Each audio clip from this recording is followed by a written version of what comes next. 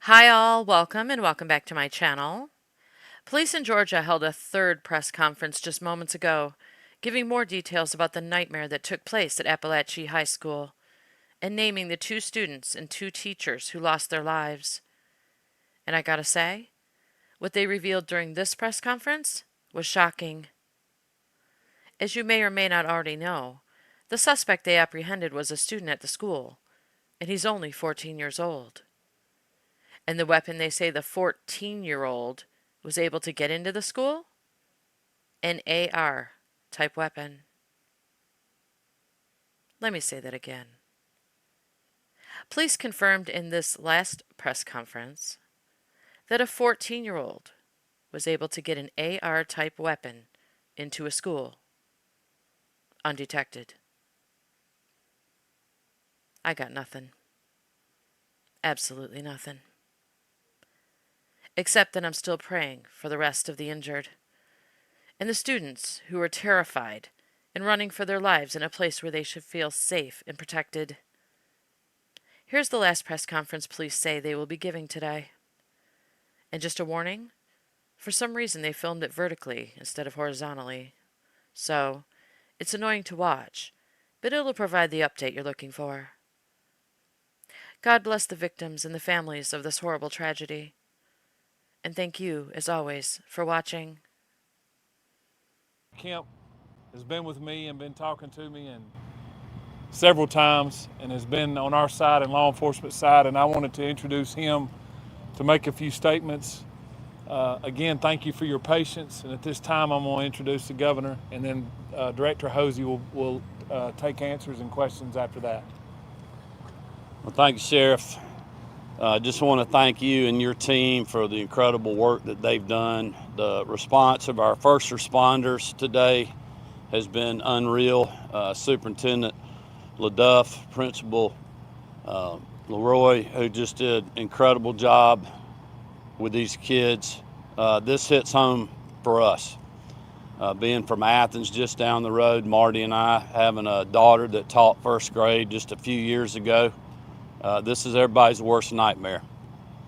And I just want to offer my sincere condolences and our thoughts and prayers to the families that have lost loved ones, for those that are injured and continuing to fight through just a tragic time for really this whole community that's been affected by today's actions. And I just cannot thank the first responders enough. I cannot thank Director Hosey, Colonel Hitchens, Director Stallings at GEMA, the whole state response. I want to thank Special Agent Farley and her team from the FBI that are embedded with us in the school as we speak, running down every single lead and other things that Director Hosey will mention tonight. I represented Bexar County when I was in the state Senate 20 years ago. These are our neighbors, these are our friends, and this community is hurting today. And I would just ask all Georgians and all Americans to continue to keep these families, these educators, and these students in your thoughts and prayers. And we will provide every state resource that is needed from here until they're not, to support this community and support this team behind me. And with that, I'll turn it over to Director Hosey. Thank you, Governor. Real quick, we wanted to provide some additional updates from today's events, and I will mention too that this will be our last update for the evening, so I please hope you'll understand that. Let me start by saying that there's no evidence to report that any additional shooter was involved in this incident today. Investigators are actively pursuing, however, any leads of any potential associates of the shooter that was involved in this incident. So I say that to say we're following up any potential leads through the investigation to ensure if there are any associates involved in this that we find them, we identify them. So that's part of, again, the ongoing investigation. There is no evidence of a list of schools being targeted. However, there is a lot of evidence that is being recovered and evaluated. We're going through everything to determine if there is any active threats to any schools in this area, this county, and the state of Georgia. And we will continue to monitor that throughout this investigation, throughout the evening as we carry on. There was a call, as we're aware of, to a local high school as well this morning with a reported threat. Police responded and investigated and determined that there was no threat after all. There's been reports that a Colton Gray, who is another student here at the school, was involved, or Colton Gray was involved in this. If you recall from a previous press conference earlier this afternoon, the individual that we have arrested and will be charged with this, his name is Colt Gray. But there is another student here at the school with a very similar name. We want to ensure everyone that Colton Gray is not involved in this incident. That is the name that I provided you earlier this afternoon. So those reports were inaccurate, if that was passed on to you. I do, however, want to identify the victims of this incident today, those that lost their life in this tragic event. Mason Schermerhorn, age 14, who is a student here at the school. Christian Angelo, who is 14, also a student here at the school. Richard Aspinwall, I'm not sure of his age, but he was a teacher here at the school. And Christina Irmery, I'm sorry for my pronunciation, who is also a teacher here at the school. We will post a list of these victims for the correct spellings for everyone later this evening after we complete the press conference here. Also, as has been released, the FBI's National Threat Operations Center has received anonymous tips in the past of online threats to commit school violence or school shootings at an undetermined location and time. The FBI referred this information to the Jackson County Sheriff's Office for action. The Jackson County Sheriff's Office identified and located Gray, who is our suspect in this case. They conducted an investigation at that time, and there was no probable cause for arrest or to take any additional law enforcement action. This is not recent, this is in the past, but we wanted to bring that to your attention because we are pursuing that, working with the FBI on that, and any connection to that incident that could be connected to today's incident as well. Also, we're also aware of some previous contacts that the Department of Family and Children Services in the area had with the suspect and his family, and we are pursuing that avenue as well too, to see if that has any connection with today's incident. Let me stress again, as we have many times, that this is still a very fluid investigation. It is still very active. We will have agents and there will be law enforcement personnel that will be pursuing investigative leads and collecting evidence throughout the night and into much of tomorrow, I would anticipate as well. We again ask for your patience in that. This is a criminal investigation, and we're going to treat it like that. So I apologize ahead of time if we don't answer some of the questions that you may ask, so please understand. I also want to bring note to one very special thing that we do not need to forget about here, is we have heroes in our midst. We've talked about our law enforcement personnel, our fire, our EMS. Those that are deceased are heroes in my book. Those that are in the hospital recovering right now are heroes in my book. But also the heroes that we need to remember is our faculty and staff here at this school. They acted admirably. They were heroes in the actions that they took. The protocols at this school and this system activated today prevented this from being a much larger tragedy than what we had here today. So I want to recognize them as heroes, because they are.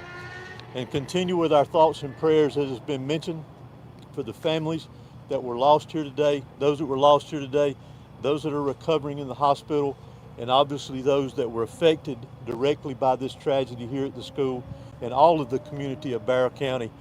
We need to continue to have them in our thoughts and prayers.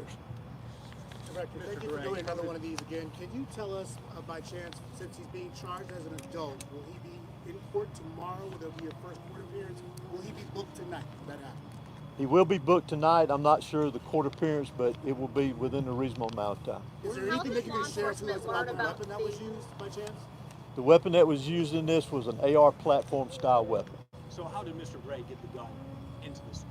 We're still investigating that aspect of it. Did he go out of the classroom, get the gun, and come back? We've heard some of that from some students. We're still trying to clarify a lot of the timeline from the time that he got here to school today until the incident took And place. last one from me. I mean, so often, I know people at home, we always hear something that the FBI has heard something about someone who goes and does one of these tragic events. How can we stop this from happening? Because it feels like this happens every single time there's a school shooting that we've heard that there was a prior threat or there's prior knowledge. When lives are at stake, how can we stop this from happening? Well, there's a variety of ways, in my personal opinion. Community involvement, what our school system is doing here to ensure that. Whether we'll be able to stop it completely one day or not, I don't know. Those are decisions that each individual is making on their own to do this. But again, I go back to what I said earlier about the heroes here that prevented things from being a lot worse today. But we've got to take action within our own communities, take care of each other, be aware of our surroundings and what's going on in our community. Dr. Hosey, Hosey, interviewed the family last believe- year, and they found hunting rifles in the family home. Was an AR platform weapon among those weapons that were in the home during that interview? Again, that's part of a lot of the things that we're trying to clarify within the investigation. Again, How we're did law very, enforcement find very out early. about the As a active shooter parent- situation? Was it from a 911 call from a faculty or staff member or from a student? Can you just expand on that Sure. since they got here Sure. within minutes? Could you also expand on why it was a female faculty member walking around looking for this student minutes before he shot up the school? No. Can y'all I'll clarify answer that? I'll let Director Why Hosey the school answer that question. resource officer didn't approach Look, him? Ma'am, let's get this question right here, and then we'll come You back to asked how was they notified? Yeah, we discussed today, heard earlier, law enforcement here within several minutes. So we're just curious how the notification went through. Did 911 hear about it from a student or was it a faculty that made that call alerting law enforcement? All of our teachers are armed with a form of an ID called Centegix. And Centegix alarms us and alerts the law enforcement office after buttons are pressed on an ID, and it alerts us that there is an active situation at the school for whatever reason, and that was pressed. And we've had that about a week now. And we've heard stories of students actually pulling other students while they're in the hallway, while all this chaos is happening, while shooting is going on. We've heard stories about students pulling their classmates into the classrooms to get them to secure, to get them to safety. What do you think that says about these young folks who are, very 13, 14, 15 years old, that they're looking out for one another like that? It's admirable. It's like Director Hosey said, we have heroes among us, and those students and teachers that did that today saved a lot of lives. This could have been way worse than and again, the investigation is still trying to file through that information, but those kids are heroes and brave as well to do that when they hear an active shooter around them. Sheriff, you talked about the Let me get this one question right here. Did you have something else, ma'am? No, it was me. Okay. I was asking, why did the school resource officer not go looking for this kid and approach him? And why they sent a female faculty member to the room, to the algebra room he was in with my daughter, looking for him instead of the school resource officer? Or why the school allowed this boy to come and go from the class all the time. He would go and sign up for the restroom pass, leave the class, and come back sometimes and sometimes never come back. He has been wandering this school. With all due respect, ma'am, I think your information is incorrect, and our investigation is going to lead to what we have, and we will be glad to answer your questions once that's done. I guess victims are lying to me then. Possibly. Sheriff, what can you tell us about the SROs? You talked about a lot of heroes. You talked about how one of the SROs encountered the shooter. What can you tell us about them, who they are, how long they've been working here, and what they did today? Both of the SROs that are here at these high schools, at all of my high schools, I have two there. Both of the SROs, to include a third one, was here today, not for any other reason other than to help and assist today. They're the true heroes as well. They were actively looking. They had an alert, I guess, if you will, and when they interjected, or when this shooting began, they interacted with the shooter, Mr. Gray, and as soon as they made contact with him, he gave up immediately. Can you share these officers' names? Not at this time, I'd rather not. Sure. Where is the shooter right now? You said in custody. The shooter is in custody at the Bexar County Detention Center because he is a juvenile. He's being booked in and he will be transported to RYDC. Were officials or school administrators tipped off by a threat here before the shooting happened? I'm not aware of that at this time. Sheriff or Director, can you say the condition on those injured that were taken to the hospital? Have you got any updates on how they're doing? All of our victims that are at the hospital are going to make it and going to recover well, as we've been told, and we don't expect any more fatalities at this time. Last question. Has there been any shooting or tragedy to this scale inside a Georgia school that you're aware of? Can you speak to that? I can't speak to that, no. Can you put this in perspective for us then? What today has meant for law enforcement, for students, all of those affected? Tragic. When someone preys on kids, it's tragic. Like I said earlier, hate is not going to prevail in our county and hate's not going to prevail in our state. And pure evil did what happened today. That's all I can tell you. I want to continue to say that. I'm proud of the men and women behind me. I'm proud of the women that stood beside me. I'm proud of the men and women who protected these kids. I'm proud of this staff. I'm proud of this community. And I just ask for prayers. Governor, Thank you. Is there any more your office can do to prevent shootings like this in schools? Well, look, we've done a tremendous amount on school safety, but today is not the day for politics or policy. Today is the day for an investigation to mourn these precious Georgians that we have lost, to thank the first responders that went, into the line of fire, the school staff, superintendent, the principal, and others that are just trying to hold this community together. That's what we need to be focused on right now. We also had a tragic loss of a firefighter in Greene County earlier today before this event happened, with an explosion that killed the life of a first responder that, again, was running in to danger when many people were trying to run out. And that's what the focus needs to be on tonight. I would ask everybody to continue to keep this community, these victims, and these educators and these men and women in law enforcement in your thoughts and prayers. Thank you. Thank you, Governor. I just want to thank everyone for their patience and taking the time to cover this. We ask that you continue to follow the GBI for updates. As we said earlier, we're going to continue to provide updates. It's very important that we get this information out. But right now, we really want to focus on our victims, and you can, as I said earlier, continue to follow us as we provide additional updates. Thank you. The spellings of those victims' names. Yes, I will.